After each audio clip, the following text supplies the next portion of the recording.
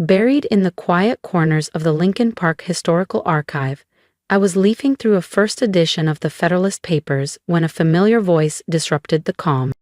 "Still playing historian, Natalie," my brother Damian called out, smirking from the doorway. "Ever think about living in the real world?" I glanced up to find him impeccably dressed, his navy-tailored suit clashing with my cardigan and jeans. His watch glinted under the reading lamp, probably the latest Audemars Piguet. Some things never changed. "Hello, Damian," I said coolly, sliding the book back into its climate-controlled drawer. "Didn't expect to see you in a place without stock tickers."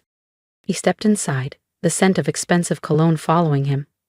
"Dad sent me. He's nervous you'll ruin the vibe at their 40th anniversary dinner tonight." Damian scanned the archive like it offended him. You know, a curator in the family? It still baffles him. Not exactly cocktail party brag material. Natalie Whitaker, 33, director of the Chicago Historical Archive. To my family, founders of Whitaker Capital Group, I'm the odd one out. They value legacy, power, and visibility. I value truth, discretion, and knowledge. "I'll be there," I assured him, rising to meet his gaze. "And don't worry, I'll wear something investment banker approved." "Good," he replied, flashing that boardroom smile. "I'll be announcing our new acquisition. Whitaker Capital just absorbed 3 tech startups. It's our biggest move yet."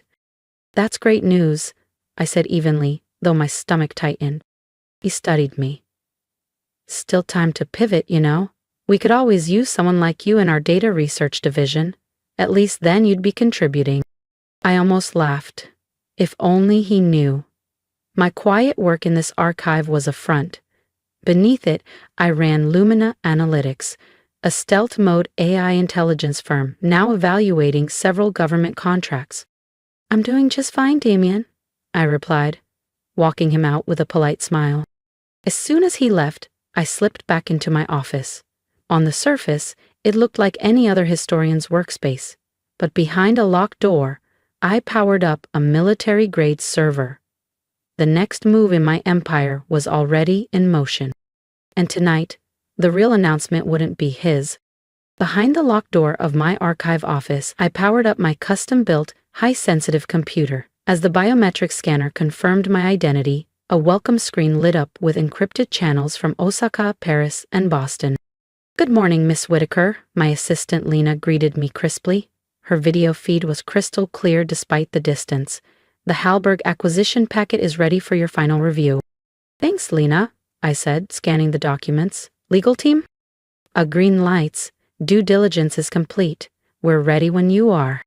Glanced at the vintage clock on my wall. Just under 6 hours before my parents' anniversary gala, schedule the signing for 8 a.m. tomorrow, and line up a press release for noon.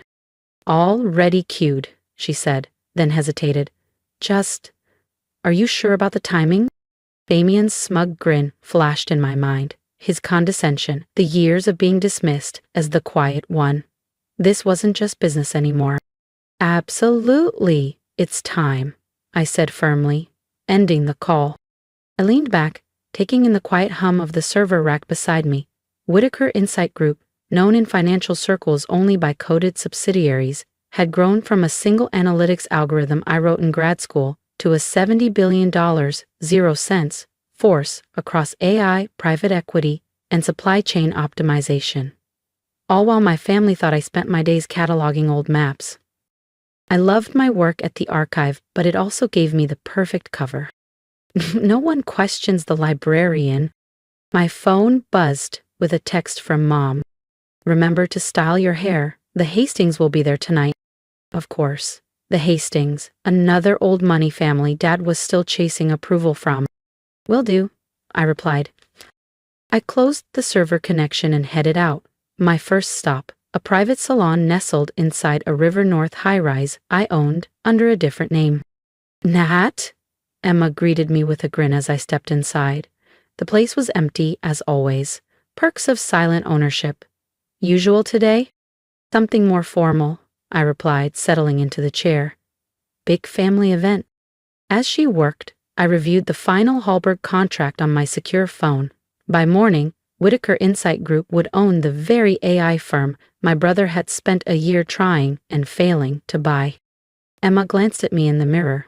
They still think you're the bookworm, huh? We smiled. For about 12 more hours. And after that, the entire family would learn the truth, on my terms. Would you like the next scene at the anniversary party? While Emma curled the last strand of my hair, she casually mentioned, "Your brother was here earlier, bragging about buying some huge tech company." "He's trying to buy it," I replied with a calm smile. "There's a difference." She met my gaze in the mirror, eyes sparkling with curiosity. Let's just say tomorrow's headlines will make for interesting reading. 4 hours later, back in my Gold Coast apartment, I stood before the full-length mirror. The transformation was subtle but powerful. Gone was the reserved historian in flats and glasses. In her place stood a woman who could confidently walk into any Fortune 500 gala without raising eyebrows. The deep navy Valentino gown I wore skimmed the floor perfectly. Elegant, timeless.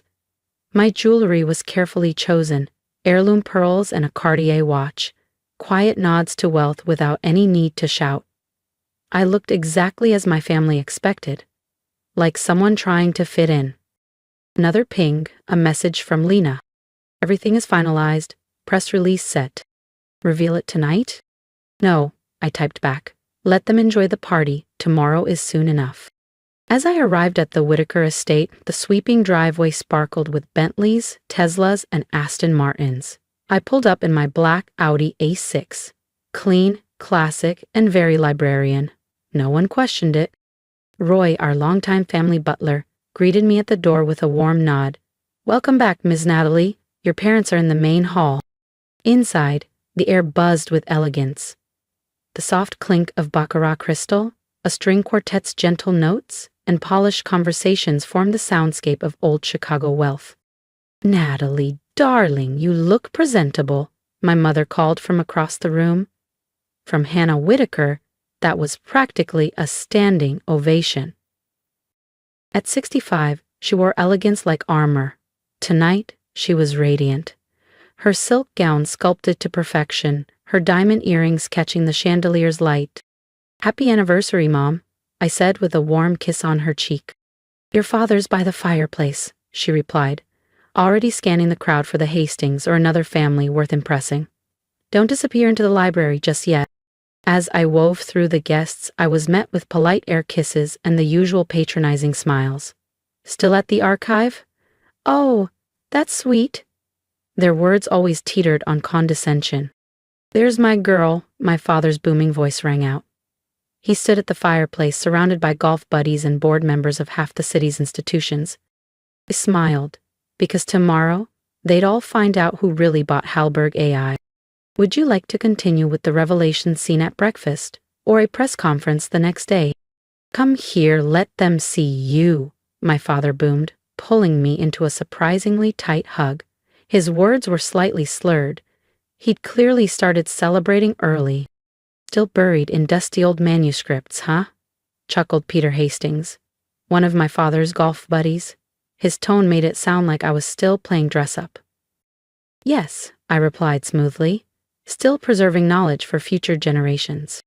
Their laughter followed, light, patronizing. The kind reserved for relatives who've chosen a path they don't understand. "Speaking of future generations," Dad said, puffing up with pride, "where's Damian? He's got an announcement." As if summoned by praise, Damian strode in, all swagger and champagne. His tuxedo was custom, his watch unmistakably Patek Philippe, and his grin unmistakably smug.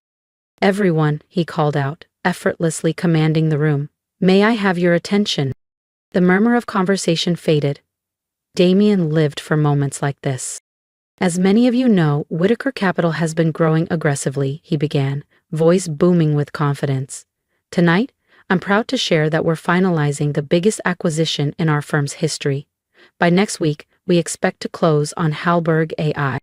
Gasps and applause rippled through the room.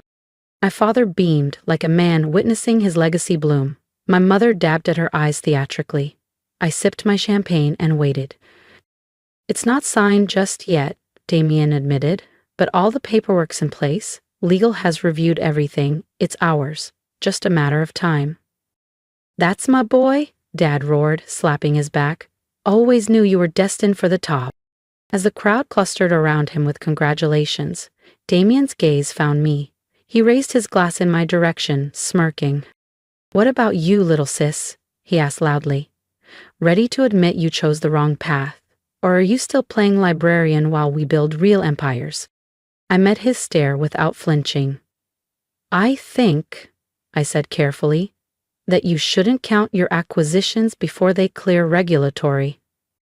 If you laughed, but not as confidently, Damian's smile twitched. Still speaking in riddles, he muttered. That's why you'll always be where you are. Reading about greatness, instead of achieving it. Perhaps, I said, taking another sip. But at least I do my due diligence. He bristled. He never liked when I used precise language, especially when it implied I might know more than he did. Due diligence, he repeated. I've got the best lawyers in the business. Everything's buttoned up. I clinked my glass to his. Well then, I said with a smile. I guess we'll both see tomorrow. He frowned slightly, but before he could respond, our mother's voice rang out. Dinner is served. The crowd began to file into the dining room, all carved mahogany, vintage crystal, and whispered legacies. And tomorrow, the room's balance of power would shift forever. Would you like me to continue with the reveal scene the next morning? If you've been quietly rooting for Natalie from the shadows, now's the time to hit subscribe. Because in the next chapter, the empire she built in silence finally steps into the spotlight. As the guests drifted toward the dining room, I felt a curious mix of amusement and quiet satisfaction. Tomorrow was coming fast, and it would be one to remember. I took my assigned seat at the long polished mahogany table and couldn't help but notice my placement, tucked away near the far end, far from the center of attention. It was subtle, but deliberate. These things always were. Across the room, Damian held court like a prince in his element, laughing loudly, gesturing dramatically, soaking up the praise. I smiled politely when needed, but spent most of my time appreciating the chef's work on the rosemary duck. Beside me, Eleanor Hastings leaned over, her perfectly coiffed hair gleaming under the chandelier. You were always so bright, Natalie. Everyone thought you'd do something extraordinary. Why waste all that on old books? I paused, letting the question hang in the air before replying evenly. Books teach us more than facts. They teach us how to read between the lines, to see what others miss. She blinked, unconvinced. Well, at least your brother is doing something that matters, she sighed. It must be hard, watching him shine. It's not as difficult as you might think, I replied with a gentle smile. Dinner continued with the usual blend of passive praise and quiet dismissals. Jabs hidden in smiles, judgments softened with champagne. I'd grown used to it all. Insults, dressed as concern, were the family's specialty. When dessert arrived, a trio of flourless chocolate cake, raspberry coulis, and caramel tart, Damian stood, glass lifted high. To Mom and Dad he tells Vice rich with pride, who taught me how to win, and to my sister Natalie, who reminds us all that success takes many forms, some louder than others. Laughter, polite but pointed, echoed across the table. I raised my glass too, though my mind was already turning toward the morning press release scheduled for 9:00 a.m. Later, by the dessert table, Damian found me again. Enjoying yourself? He asked, smugness practically radiating off his tailored jacket. It's a lovely evening, I replied, sipping my espresso. Our parents must be proud. They are, he said, adjusting his cufflinks. Would have been nice if both their kids had built something impressive. I picked up a chocolate truffle, turning it between my fingers. You know, Damian, success isn't always about who shouts the loudest. He smirked. Tell that to my portfolio. How much does a librarian even make? I glanced down at my Louboutin heels. Enough to afford these. I've always been good with investments. He drained the last of his champagne in a single gulp. Well, Damian said, patting his pocket for his phone. This has been fun, but I've got people to impress and a company to acquire. Big day tomorrow with Halberg. He swaggered off, still riding the high of his premature victory. Once he was out of view, I slipped my phone from my clutch and typed a message to Lena. "Everything ready for tomorrow?" Her reply came instantly. "All systems go. Press release at 8 a.m. Want the final numbers?" "No need," I texted back, a smile tugging at my lips. "I'll read them in the headlines, alongside everyone else." By midnight, the party was fading. I offered my goodbyes, enduring one last chorus of passive critiques. "You really should consider Damian's offer," my mother whispered as I kissed her cheek. "A role in the corporate library would suit you perfectly." "I'll think about it," I replied gently. I wouldn't. Driving home, city lights flickering on the windshield, I thought of what the next sunrise would bring. For 8 years, I had been the afterthought, the eccentric daughter who chose libraries over leverage. But in a few hours, everything would change. At 7 a.m., I unlocked the side door of the Chicago Historical Archive, just like I had every weekday for years. My sensible flats clicked softly against the marble floors. To the public, I was still Natalie Whitaker, head librarian. Nothing unusual. Lena was already there, her blonde hair pulled back, tablet in hand. Here, she was assistant archivist. Outside, she was the COO of Whitaker Insight Group. "Everything's prepped," she said, stepping into my office. "Osaka's online, and the press release is queued. Goes out in 45. I set my bag down, powered up my secure laptop, and asked, "Any movement from Damian's team?" "They're gearing up now, still convinced Hallberg is theirs." She allowed herself a grin. "Let's give them a few more minutes of blissful ignorance." At exactly 7:15 a.m., my private line lit up. I answered. "Miss Whitaker," said a calm voice through the interpreter. "The Hallberg board is assembled and ready." "Excellent," I replied. "Let's begin." The next few minutes were swift and surgical. E-signed contracts, confirmations, and official seals. By 8:00 a.m. in sharp, Whitaker Insight Group had legally acquired Hallberg AI and all of its global subsidiaries, proprietary patents, and advanced R&D pipelines. "Press release is live," Lena said, eyes on her screen. I opened my browser. Across every major news outlet, the same headline was breaking. "Librarian no more. Natalie Whitmaker. Acquire Hallberg. Hallberg I in stunning. $4.20 Beetover." The mystery buyer acquires Hallberg AI. Global intelligence firm Whitaker Insight Group reveals founder's identity. Wall Street stunned as archivist turned tycoon unmasked. My phone vibrated non-stop, news alerts and calls flooding in. Unsurprisingly, the first call was from Damian. "What the hell is this?" he snapped. No greeting, just pure disbelief wrapped in fury. "Good morning to you too, brother," I said evenly, sipping my coffee. "I take it you've seen the headlines?" "This is a joke? Whitaker Insight Group? You're not the founder." "I am. Have been for 8 years now." I paused, letting the words land.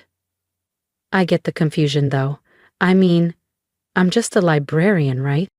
On the other end, I could hear rustling, papers being flipped, voices shouting in the background.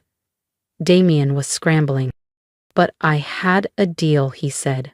"Everything was in place. Contracts, signatures." "Was it?" I asked, voice laced with mock innocence. "You may want to check the fine print. We've been in talks with Hallberg for months." "So have we," I cut in. "My team, my company, my empire." Each pause felt like a hammer dropping. "The one I built while you were too busy dismissing my career as academic trivia." There was silence. Then click. He hung up. Across the room, Lena was struggling to suppress a smirk. "How long until your parents call?" I glanced at the clock. Right on cue, my mother's name lit up the screen. "Natalie Elise Whitaker," she snapped, sharp as shattered glass. "What in the world have you done?" "Good morning, Mom," I replied, cheerful. "I'm a bit tied up, but perhaps we can catch up over dinner?" "Dinner? Do you understand the chaos you've caused? Your father's phone won't stop ringing. The Hastings, the golf club board. Everyone is asking how our librarian daughter just bought Halberg AI. Behind her, I could hear my dad barking instructions, flipping between phone calls like a panicked broker. "Tell her to get over here now," he shouted. "I'm in meetings all day," I said truthfully. "This acquisition is just the start, but I'd be happy to host dinner." "My place, 6 o'clock?" There was a long pause. "You mean that shoebox near the archive?" "No," I replied. "I mean my penthouse on Calm Avenue." I smiled, already composing the address in a text. There was a long, disbelieving pause. "Calm Avenue?" my mother repeated. "But that's the most expensive building in the city." "Is it?" I replied lightly. I hadn't noticed. "See you at 6, Mom." I ended the call and exhaled slowly. 8 years of silence, secrecy, and double lives, all unraveling in one breathtaking morning. My reflection stared back at me from the laptop screen, calm and composed. "Ready for phase 3? Lena asked, standing just behind me. I gave a slight nod. "Do it." Within minutes, the second press release hit global newswires. Withhold. On September 11th, I took hold on September 16th to achieve uncertainty. This deal had been months in the making. An intricate, multi-layered merger with 3 of the most powerful innovation firms in Seoul, Singapore, and Tokyo. We'd timed its announcement to follow the Halberg acquisition, making our message unmistakable. This wasn't luck. This was legacy. And it belonged to me. By the time my family stepped into my home that evening, 2 of the decade's most disruptive business moves would bear my name, and the world would finally know who Natalie Whitaker really was. The rest of the day unfolded in carefully orchestrated stages. A call with my Tokyo partners, a virtual strategy session with legal, and a single, quiet interview with the Wall Street Journal. "A background in library sciences?" the reporter asked, baffled. "It teaches you how to manage chaos," I said with a smile, "to curate meaning from massive volumes of data. Information is power, always has been." By 7:10 p.m., I stepped out of the archive's rear exit and into the waiting car that would take me home. My real home. The penthouse atop 75 Calm Avenue, a glass-encased sanctuary in the sky. I'd lived here for 6 years, while maintaining a modest studio near the library to keep my cover intact. It was in this penthouse, surrounded by high-speed global infrastructure, discreet security, and a full-scale operations suite, that the empire was actually run. The elevator chimed precisely at 6:00 p.m. Damian stepped out first, visibly rattled, his bravado stripped to the bone. My parents followed, my mother pale, my father unusually quiet. Even Roy, our long-serving butler, looked stunned. "Welcome to my home," I greeted them, motioning toward the panoramic view of the lake glittering beneath the sunset. Damian's voice was tight. "How long?" Moved to the bar, poured myself a glass of scotch and turned to face him. "How long have I been lying?" I clarified. "I haven't. Everything I said was true." I raised the glass. "I am a librarian. I do love books. I just also happen to run a global financial empire." "But why?" my mother asked, her voice trembling as she sank onto the edge of the cream-colored Italian leather sofa. "Why keep it from us? Why the deception? Why let us believe that I was a failure?" I finished for her, setting a crystal tumbler filled with elderflower tonic on the coffee table in front of her. "Maybe because you never looked past the story you wanted to see." I met her stunned gaze. "You saw a bookish daughter who turned her back on business, one who chose silence over ambition. But silence isn't weakness, it's strategy." My father stood by the floor-to-ceiling windows, Chicago's skyline reflected in the glass. "All this time," he muttered, "those acquisitions, those anonymous investments, it was you? Whitaker Insight Group?" Damian said, his voice flat. "You're the mystery competitor? The one everyone's been scrambling to unmask?" "The shadow empire," he added bitterly. "The one reshaping markets while we were all chasing headlines." I allowed myself a small smile. "I prefer the term knowledge empire. After all, Dad, wasn't that what you always said growing up? Knowledge is power." He turned to face me, really looked at me, for the first time in years, not as an embarrassment, but as something unfamiliar, respected. "The Halberg deal," he asked slowly. "How long were you working on that?" 8 months, publicly, I said, "but I've had controlling interests in their subsidiaries for over a year." Damian's eyes flared. "You've been playing me?" "Not playing," I corrected. "Competing.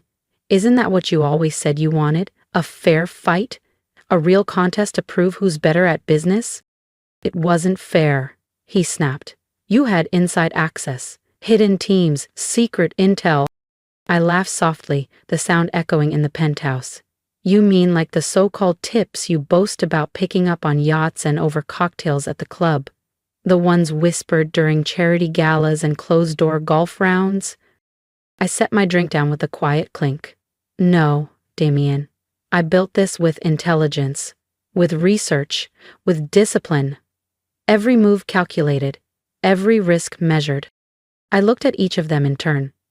This empire wasn't gifted to me. It was earned, with information, strategy, and a deep understanding of systems most people never take the time to study.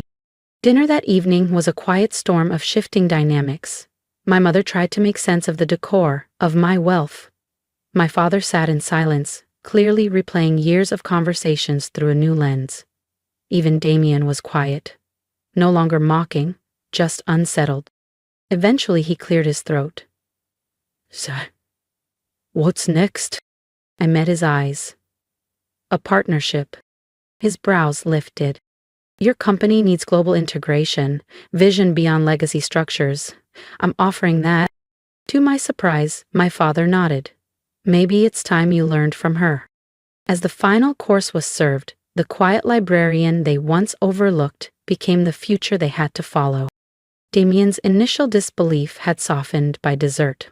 By the time we stood together in the kitchen reviewing a proposal draft, his skepticism had turned to curiosity, and then to cautious admiration. "I underestimated you," he admitted, tapping his fingers against the counter. "But I'm not making that mistake again." As the evening drew to a close, my mother lingered behind, eyeing me carefully. "Why now, Natalie?" she asked, voice quieter than usual. "Why reveal everything tonight?" I thought for a moment, then replied, "Because people need to see that success doesn't always wear suits and luxury watches.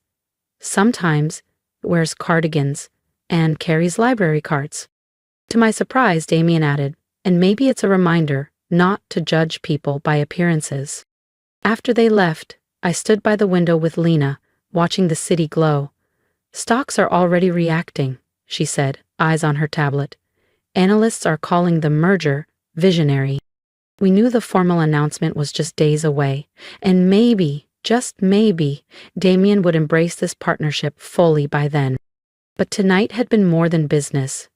It was a quiet reckoning, one that shifted how my family saw me and how I saw myself.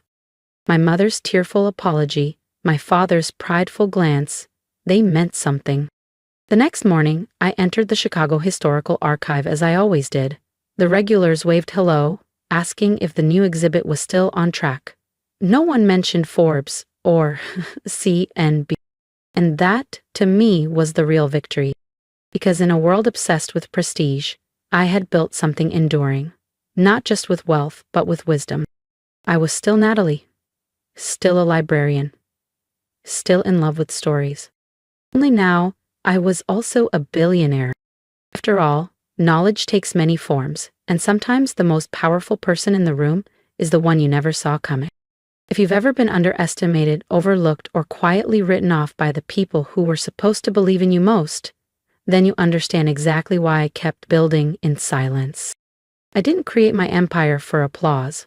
I didn't need validation, but I did need clarity. I needed to know that I could build something powerful without becoming what the world expected me to be. And now, standing here, I want to tell you, you don't have to shout to be strong. You don't have to fit into someone else's blueprint of success to change the world. So if you connected with my story, even just a little, leave a comment. Tell me what you're building, what you're hiding, what you're proud of in your own quiet way. I see you, you matter, and trust me, your story is more powerful than you think. Hit subscribe if you want to walk with me through the next phase, because this isn't just about money or power. It's about reclaiming your voice, your value, and your vision.